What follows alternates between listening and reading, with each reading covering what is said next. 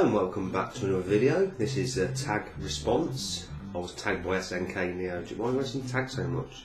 Sounds like I'm in jail. I'm not in jail. Not got a tag. It's just a dream. It's just a dream. Or a nightmare, should I say. Well. Hello and welcome back to another video. Obviously, did you imagine it? Hello and welcome back to another video. This is a tag response to SNK Neo Geo Man, and I believe it's 5 things you didn't know about me. Now, I think originally it was gaming related, but I've told you a lot of stuff about my gaming history over the years, so not everything here is going to be gaming related. But the first thing definitely is. No, it's not. Oh, I forgot the order I'm doing this in now. I've got it. Let's stop. Right. A professional would have just gone on with the gaming thing. I'm going to do that anyway. So the first handheld game I ever got bought was this Top Gun, and I believe I bought it with my own money, say from like birthdays and Christmas. And I spent many hours, way before the Game Boy was even a thing, many hours in the back of the car playing on this. You basically control a crosshair on the screen, and there's planes, boats, submarines, that kind of thing. Very limited sounds, obviously a Konami game. And I think I mainly got it because everyone else had the Turtles, so just wanted something different. And for its time, this was a solid piece of entertainment, and I'm really pleased that I've kept it over the years. 1989, so a couple of years later I was blasting on the Game Boy, but up until then it was all about the Top Gun. So secondly, what you may not know about me is when I actually left school, I left school to work for a company that delivered pine furniture. I used to live all around the country, but prior to leaving school I used to work for them at the weekends. And I actually lied about my age when I originally got the job because I got a national insurance card, so I pretended I was 16 and I was 15. And used to go down to London at the weekends, have a whale of a time, out in the pubs and stuff. Generally, I wouldn't often go to school on a Monday because I was pretty worn out. And I remember the headmaster getting me into like his room, calling me in, and he said, "Darren, right, you've had 30 odd days off school with no notes. You know, have you got an explanation?" And I said, "Yes, I've been working." And he said, "What do you mean you've been working?" I said, "I've been working." I said, "You know, I'm not really interested in this school business anymore. I've got myself a job, I really enjoy it, and that's what I want to do. So, you know, I'm not really that interested." And he said, "Yeah, but you know, you do really well if you know, got your head down and whatever." But at the time, I was pretty convinced that was a job for life. Unfortunately, the reality was that you spent most of your money on the job. He was having a great time with everyone who worked there, but he wasn't actually earning any money. So I continued to work there for 4 or 5 years, and then eventually moved on to other things. So the third thing is actually something that was in the Sun newspaper. Yes, I was in the Sun newspaper, and this was because I found a bullet in my spaghetti. Now, I remember the page well. I actually bought it from Asda, and they did not believe me whatsoever. They actually conned me in a way because they sort of got the bullet off me, and then I had absolutely no evidence and they had it destroyed. But I know the truth. They tried to fob me off with a £5 voucher. I'm trying to find the story. God, this isn't something else I've imagined, is it? I'm in here somewhere, I know I am. Here we go. It was worth the wait, as they say.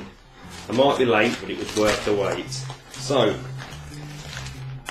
I found a bullet in my spag, and that's me there, and that's what it's all about. And it basically, because Asda were just like, "We don't believe you," whatever else, I said, "Suit yourself, I'll go to the papers." Who did I ring? The Scum. I rang them, and basically, you know, they come round, took the interview, and I did get a little bit of money out of it, not for the Sun, it was in some other magazine, but the Sun, they're a bit shady. I tell you what, they're a bit shady. If you ever got a story and you're going to try and sell it or try and go nationwide with it, or, you know, tell the media anyway, don't go to the Scum, because they won't help you out. So the next thing, which I believe is number 4, is that when I got my exam results in 1996, which admittedly outside of music were not that great, Had a massive argument with my mum when I showed her the results. And then I went to the Reading Festival, Reading 96, with about 10 of my school friends, and there was probably another 10, 15, 20 people that I knew, and this was just an incredible event. You imagine this, 16, 17 years old being let loose. I think that this weekend was the most free I've ever felt in my entire life. We could do absolutely anything. So as they say in show business, the show must go on. Unfortunately, I don't know why, my computer's just crapped out. It doesn't want to play game with the Logitech web camera. So I'm not sure exactly where we cut off from. But yeah, Reading 96. Went with a load of school friends. And just what a ball. I was fortunate enough to go to Phoenix 96, which was a few months before Reading. So that was my actual first festival. But what more can I say? Offspring, The Prodigy, Rage Against the Machine, it was just astounding. Underworld, just, so many fantastic memories. And me and my friend, we didn't go sleep at all for like 3 days. We were in such a state. I remember going home, Stone Roses, this was when they got back together. Black Grape Garbage, as you can see. But yeah, when we got back home, I literally stayed in bed for 2 days straight. I don't think I've ever been as drained, but what an experience. Something that has stuck with me and will never leave my mind. So, the last thing, and certainly not the least thing, is the first Mega Drive game I ever bought with my own money.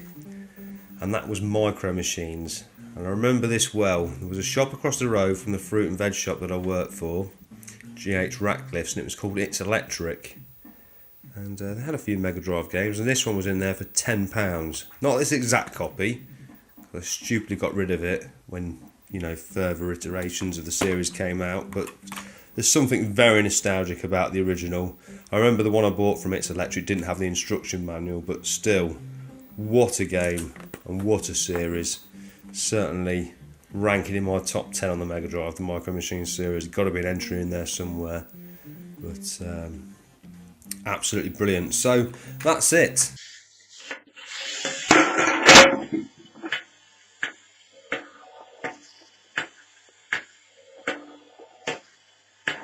So I'm going to tag Minx36 Craig, even though SNK Neo Geo Man Sal did tag him. He might have thought that I've took one for the team. Well, if you are thinking that, Craig, no. Get your arse on camera, sort it out. I'm going to tag Retro Balls. I know he's a bit busy at the moment, but hopefully maybe he could slip in into a Sunday at my gaff. And if nobody has already, I'm going to tag Ninja Bear Hug Stew. So those are the 3 people. That's the end of the video. Thank you for watching, and hopefully I'll upload some more soon. Goodbye for now.